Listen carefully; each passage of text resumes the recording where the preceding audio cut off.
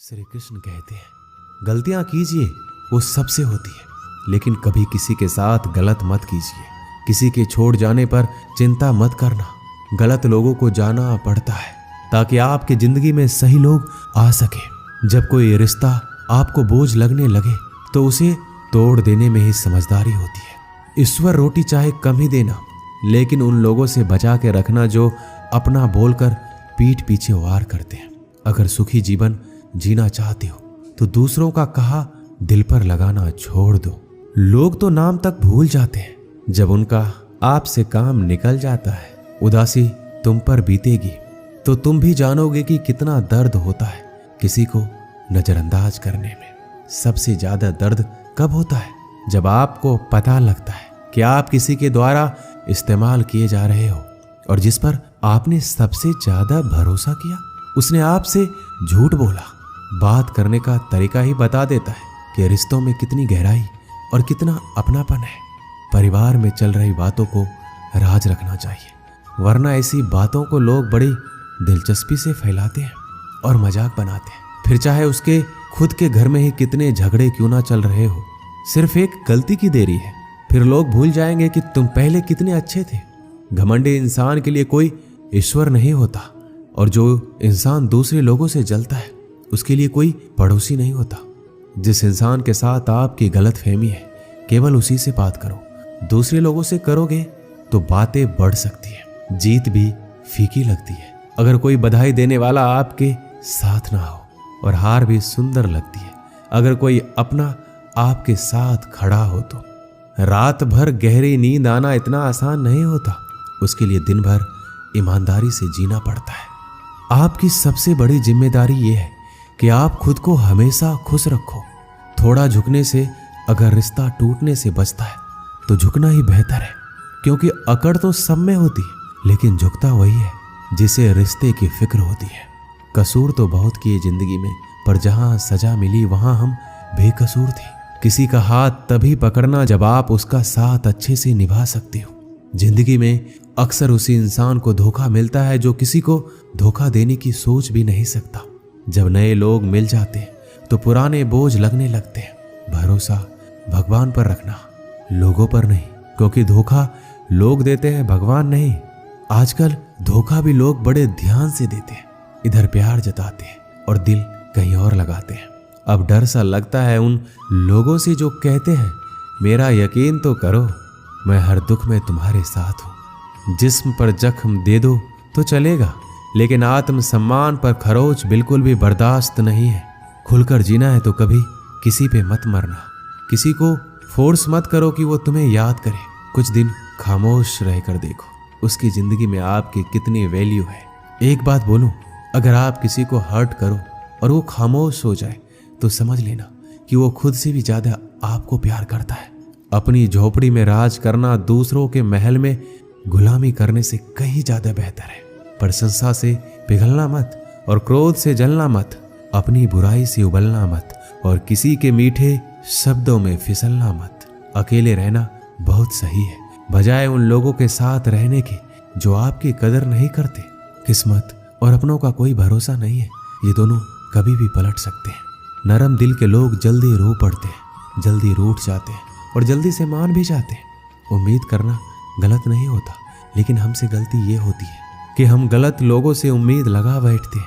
शब्द का अपना ही एक स्वाद है, बोलने से पहले खुद चख लेना चाहिए। अगर खुद को अच्छा ना लगे तो दूसरों को कैसे अच्छा लगेगा। जिस इंसान ने दुख में भी खुश रहना सीख लिया, समझ लेना उस इंसान की जिंदगी सफल हो चुकी है। जिंदगी में आप मुस्कुराना सीख लो और रोना तो लोग सिखाई देंगे। जिंदगी में कभी भी जाने वालों की सजा आने वालों को मत देना। जमाना उस मोड़ पर आ गया है, जिस इंसान की दिल से मदद करने की सोचो वही इंसान पीछे से वार कर देता है। मतलब ना हो तो लोग बोलना तो दूर, देखना भी छोड़ देते हैं। बिना मतलब के कोई आपको इज्जत नहीं देता, इसलिए खुद को इतना सफल बनाओ कि बिना मतलब के भी लोग आपकी इज्जत करें। कुछ भी नहीं बदलेगा यहाँ मेरे बिना। 2-4 लोग रोएंगे सिर्फ 2-4 दिनों के लिए, जो बिना मतलब के बात करे। ऐसे इंसान की तलाश है मुझे। नींद भी नीलाम हो जाती है दिलों की महफिल में। अक्सर वही दिए हाथों को जला देते हैं जिसको हम हवा से बचा रहे होते हैं। आप किसी से सिर्फ उतना ही मिलो जितना वो आपसे मिलना चाहता है। किसी ने मुझसे पूछा, पूरी जिंदगी क्या किया? मैंने हंसकर जवाब दिया कि किसी के साथ मैंने धोखा नहीं किया। जब भी तुम्हारा हौसला आसमान तक जाएगा, याद रखना कोई ना कोई तुम्हारे पंख काटने अवश्य आएगा। भले ही जीवन भर अकेले रह लेना, लेकिन जबरदस्ती किसी से रिश्ता निभाने की जिद मत करना। मैंने सबसे ज्यादा धोखा अपनी अच्छाई से खाया है। सामने वाले को वैसा ही मान लिया जैसा देखा, लेकिन बाद में पता चला यहाँ के लोग दिखते कुछ और है और होते कुछ और है। ना जाने क्यों इतनी दर्द होती है ये मोहब्बत कि एक हंसता हुआ इंसान भी रोने की दुआ मांगता है। आपका दुख आपके दिमाग की उपज है। आप जितना ज्यादा सोचेंगे दुख उतना ही ज्यादा बढ़ता जाएगा। किसी को भुलाकर सो जाना इतना आसान नहीं होता। मैं तो इसलिए चुप हूं कि कोई तमाशा ना बने, और तुम समझते हो कि मुझे कोई शिकायत नहीं है तुमसे। सुबह होने तक फूलों को भी पता नहीं होता कि मंदिर जाना है या कब्र पे। इसलिए जिंदगी जैसी भी है इसे हंस खेल कर जिया करो, क्योंकि चिंता करके आप कुछ भी नहीं बदल पाओगे। क्या आप माफ कर पाओगे उसे जिसने आपसे प्यार तो किया पर आपका साथ नहीं दिया? उसका वादा भी अजीब था कि जिंदगी भर साथ निभाएंगे। मैंने भी ये नहीं पूछा कि मोहब्बत के साथ या यादों के साथ। ताकत की असली पावर उसको छुपाने में है, ना कि उसको दिखाने में। भरोसे में इतने भी अंधे मत बनो कि पास वाले का असली रंग ही आपको दिखाई ना दे। सही वक्त पर सही बात समझने वाला, गलत वक्त पर सही बात समझाने वाला बहुत ही मुश्किल से मिलता है।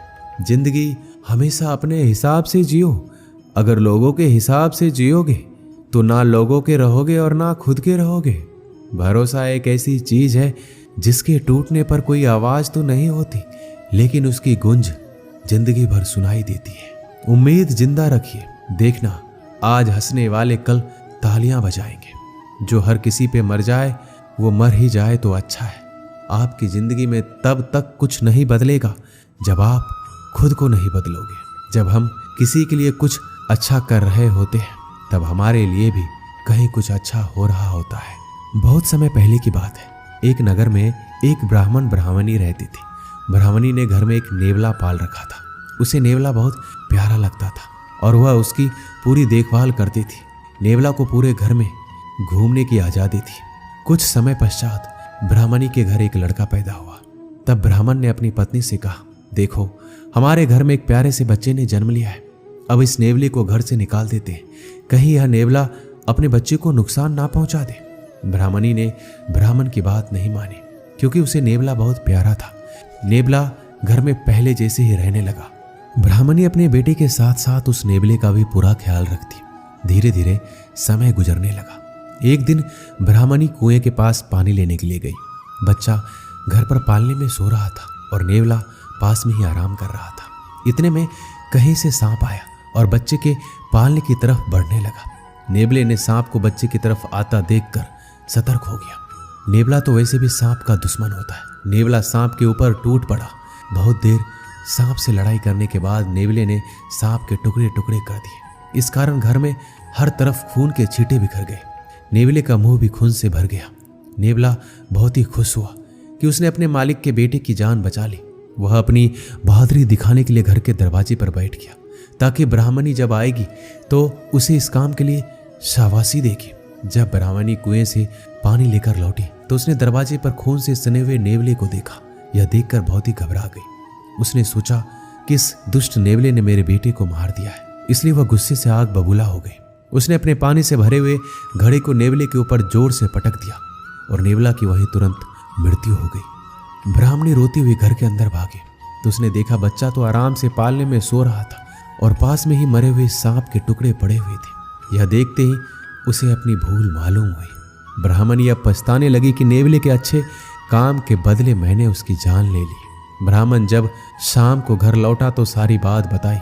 उसने ब्राह्मणी से कहा, बिना सोचे विचारे जो काम किया जाता है उसका ऐसा ही परिणाम होता है।